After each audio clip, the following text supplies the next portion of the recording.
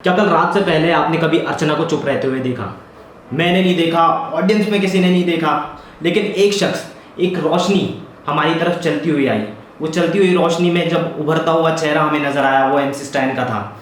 MC stand ने कल जिस तरीके से अर्चना की क्लास लगाई, क्या किसी ने क्लास लगाई होगी? क्या गौरी नागौरी ने बोला होगा? क्या कभी शालीन बनोट ने उसकी इंसल्ट की होगी?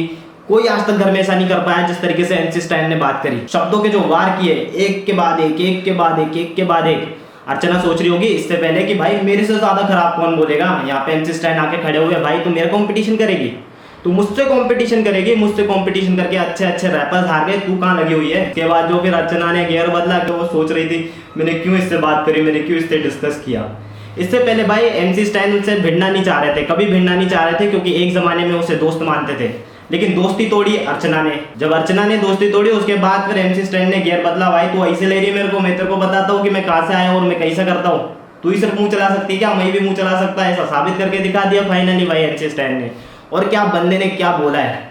बोलते बोलते अर्चना चुप हो गई, लेकिन MC स्टैन चुप नहीं हुए। वो बोलते गए बोलते गए बोलते गए, और उसके बाद बंदा इमोशनल हो गया थोड़ी देर के लिए। इमोशनल होंगे भाई, और वो आंसू भी रियल लग रहे थे। ऐसा नहीं लग रहा था कि भाई कैमरे के लिए कर रहे हैं, या तो थोड़ा बहुत फुटेज मिल जाएगा, अर्चना से थोड़ा बहुत फुटेज मिल जाएगा तो अच्छा हो जाएगा, जैसे गौतम के बारे में बाहर बात कर रहे हैं। जिस तरीके से उन्होंने टास्क में अर्चना का नाम लिया, उस आखिर अर्चना में ऐसा क्या खास है कि तूने उसी का नाम लिया, सबको समझ में आ रहा था।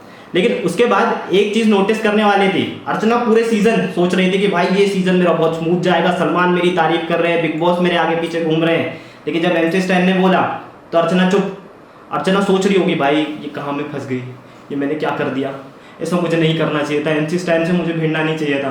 कहाँ भिड़ गई भाई? MC स्टैन तो यहाँ खेलने आए थे, लेकिन खेलते खेलते अर्चना कुछ ज्यादा ही आगे चले गई। तो MC स्टैन ने भी सोचा तू वहाँ का खड़ी है, मैं तेरे को बताता हूँ तेरी जगह कहाँ है। MC स्टैन ने उन्हें वापस ले जाके वहीं खड़े कर दिया जहाँ से उन्होंने गेम स्टार्ट किया था। मतलब लोग हीरो समझ रहे थे, वापस हीरो पे लाके खड़ा कर दिया। और उसके बाद जो मीम्स बन रहे हैं अर्चना पे, गजब गजब गजब। स्कूटी, एक्टिवा, जिससे कंपेयर करना चाहो उससे कंपेयर करे जा रही है ऑडियंस। और उसके पीछे एक रीजन भी है। अर्चना से वैसे तो कोई भिड़ना नहीं चाह रहा था, और वो सोच रही थी कोई ऐसा शख्स तो आए जो मुझसे भिड़ पाए। तो पहले तो गौरी ने क्लास लगा दी, और गौरी ने जिस तरीके से क्लास लगाई, अर्चना तो बोल ही नहीं पा रही थी तब भी और कल भी। अब अर्चना इन 2 दिनों में समझ गई भाई मेरे पे तो सभी हावी हुए जा रहे हैं, अब मैं क्या करूं, अब मैं क्या करूं, और क्या करूं के चक्कर में MC स्टैन से भिड़ गई।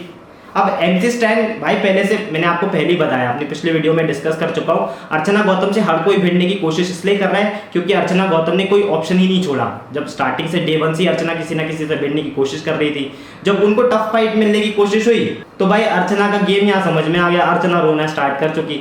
अब जब अर्चना रोना स्टार्ट कर चुकी तो भाई कौन भिड़ेगा? कोई नहीं भिड़ेगा। मतलब MC स्टैन वैसे ही ऊपर चले गए। गजब का गेम खेला भाई MC स्टैन ने। बोलते बोलते अर्चना की बोलती बंद कर दी। इंडिविजुअली भी खेलना था, अगर आपको टास्क, तो आप ठीक ठाक तरीके से टास्क खेलते तो आपको आपके प्रोडक्ट्स मिल जाते। लेकिन अर्चना को हर चीज की जल्दी होती है, जल्दी होने के चक्कर में भाई MC स्टैन ने बात नोटिस करी। MC स्टैन थे खड़े बाजू में अर्चना के, तो उन्होंने भाई अपना पॉइंट ऑफ व्यू रखने की कोशिश करी। तो अर्चना चलवे चुलवे कर रही थी, तो उन्होंने बताया तू चलवे चुलवे क्या कर रही, तू मेरे को बताएगी कि मेरे को किस तरीके से परफॉर्मेंस करना है, किस तरीके से मुझे टास्क खेलना है। MC स्टैन ने जो उठाया और उसके बाद जगह पे लाके पटक दिया। बोला भाई तू यहीं रहना, यहीं से अब तू मेरी बात सुन, अब जो मैं बोल रहा हूँ तुझे सुनना पड़ेगा, और अगर तू नहीं सुनेगी तो भाई मैं बोलेगा और तू सुन नहीं पाएगी। और अर्चना का ऐसे ही लग रहा था, अर्चना सुन नहीं पा रही थी। फिर आगे वो कुत्ते पे और जो बोलती है वो गालियाँ।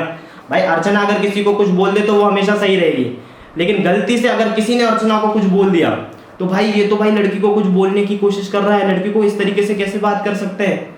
देखा ना MC स्टैन से जब स्टार्टिंग में पहली लड़ाई हुई थी उनकी, तब उन्होंने यही पॉइंट तो उठाया था कि भाई विमेन कार्ड खेलने की कोशिश कर रही थी अर्चना, और वो विमेन कार्ड अब उन्हीं पे भारी पड़ना स्टार्ट हो गया है। जो शब्द होते हैं ना, वो किसी को गिराते भी हैं और किसी को बनाते भी हैं। अगर आपके शब्दों पे आपका कंट्रोल नहीं है तो सामने वाला भी शब्दों से कंट्रोल हो सकता है, और उसके बाद ऐसा कुछ कांड जरूर हो सकता है, मतलब राइमिंग भी कर रहा है।